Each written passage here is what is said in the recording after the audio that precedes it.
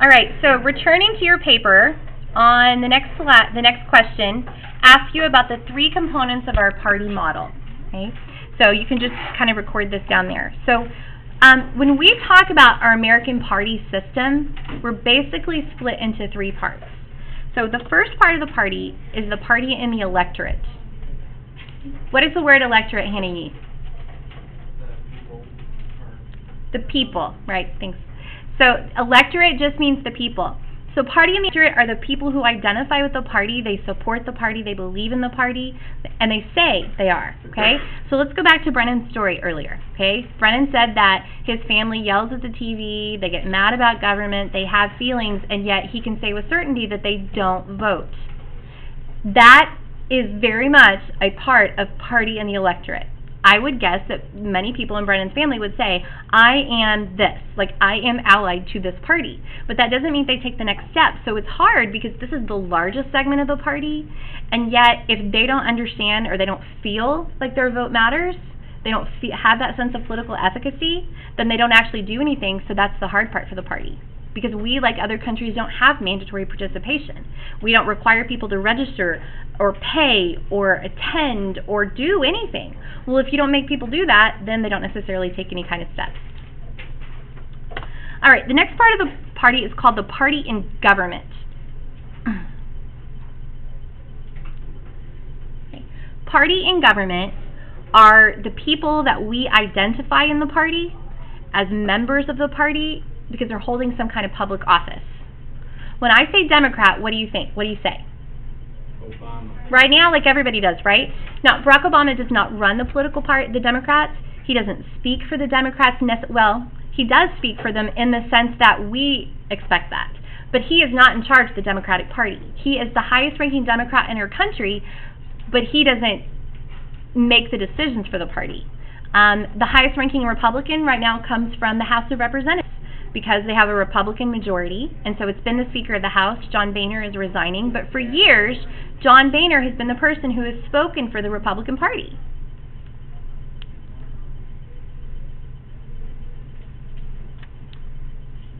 And then the last part of the party is called party as an organization.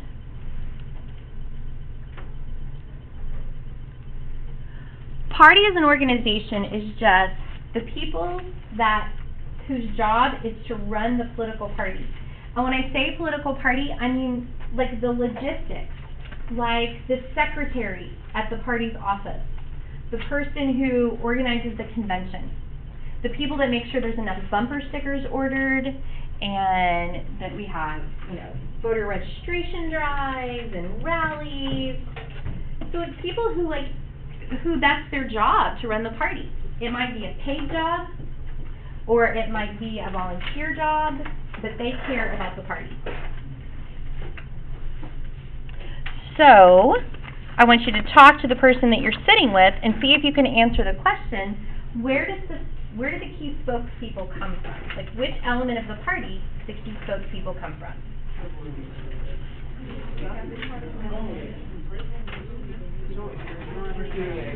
I'm the secretary at the GOP building,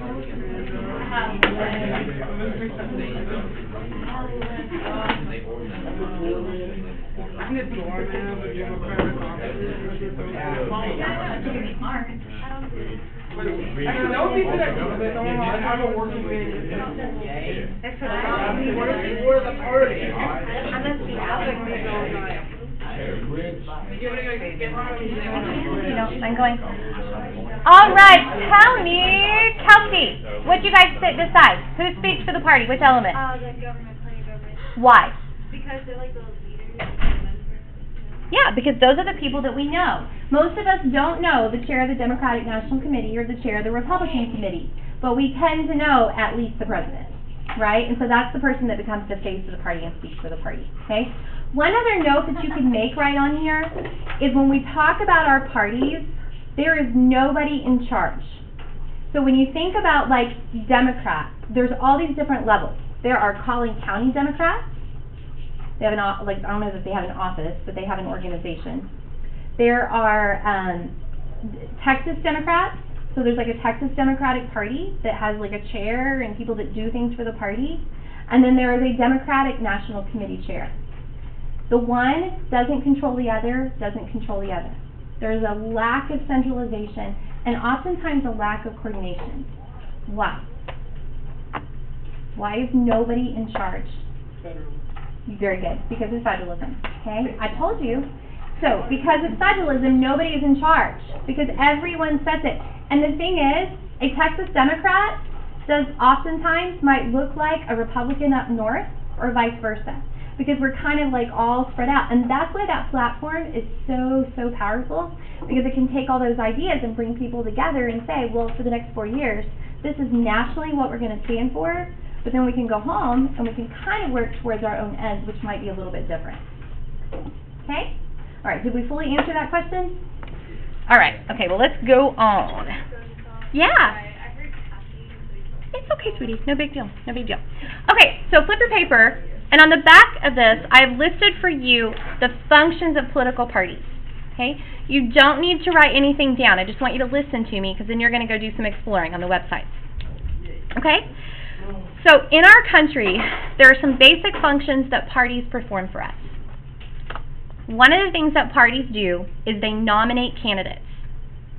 So because we have this kind of split where we've become more focused on individuals and less focused on the party, we kind of rely on the party at some point to come forward and say, this is the person we put forth. So in the election of 2000, the Republican Party says, out of all those people that said they wanted to be president, this is the one that we're going to hold up for you and say that if you are a Republican, we want you to choose this person. They are going to be our symbol. The next thing is that parties serve to fundraise. They raise money because we know that campaigns are incredibly expensive and politics in general is expensive. And so they serve to raise money because people sometimes will donate to the party instead of a campaign. Parties actually go out and run their own campaign. So we talked about, remember last unit, we have, I'm Barack Obama and I approve of this message. And then we have, we're the Democratic Party and here are the reasons you should vote for Barack Obama. And then we have those independent groups. Well, parties are going to run campaigns. Parties serve to inform us. They provide us information, trying to tell us like how we should vote, what we should do, what's going on in the world. This used to be like super important. Like in my grandparents' day, they really relied on the parties to educate them. Why do you think we don't rely on parties so much today? Yeah. Well, and like information is so readily available to us that we're like more skeptical of that information actually coming from the party. They still do it, it's just not as big a deal to us. Parties serve to mobilize people because parties want Brennan's family to stop yelling at the television and go and vote, right? So they've got to do something to make that happen, to get us to vote, to get us to put bumper stickers on our car, to get us to tell people that that's what we are, to get us to like come out of our homes and do something and take some kind of action. Parties also perform something called a brokerage function. Okay, so everybody look, because this is the one you won't remember if you don't pay attention right now. All of these people that say, I'm a Republican, the party has to figure out a way to bring them together and create some unified policy that's going to represent them. So sometimes they can take like a wedge issue and really like unify people. For a long time, the Republicans have done a very good job of uniting people in opposition to Obamacare.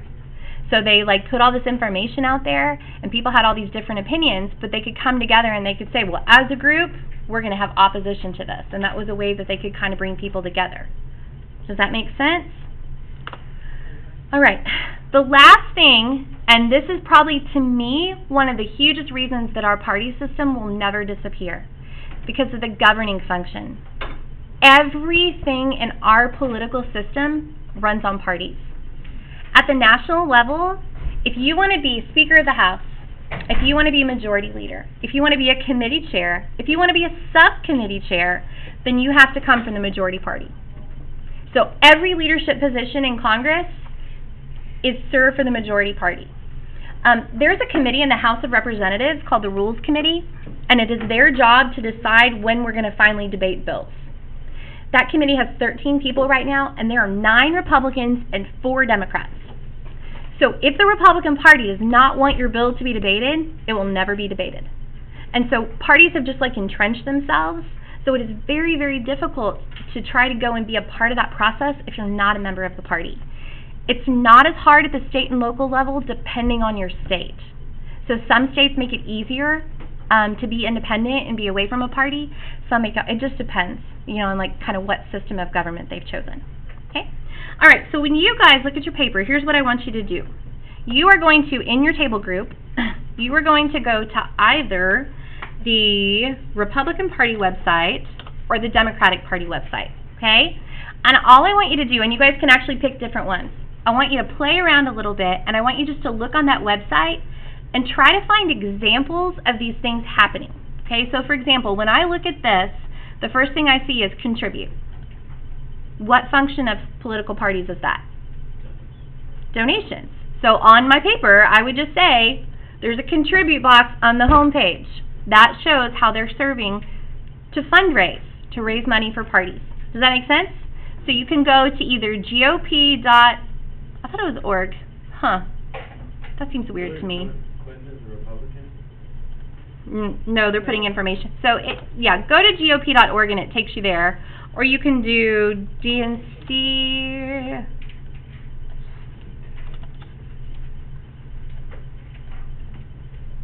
It's Democrats.org. And you can mess around on either one of them. So see if you guys collectively can find examples of all 6 of these functions and just kind of record them on your paper or just talk about them and make sure that you know this is them doing that. Okay? Okay. Sean, will you flip the light on for me, please?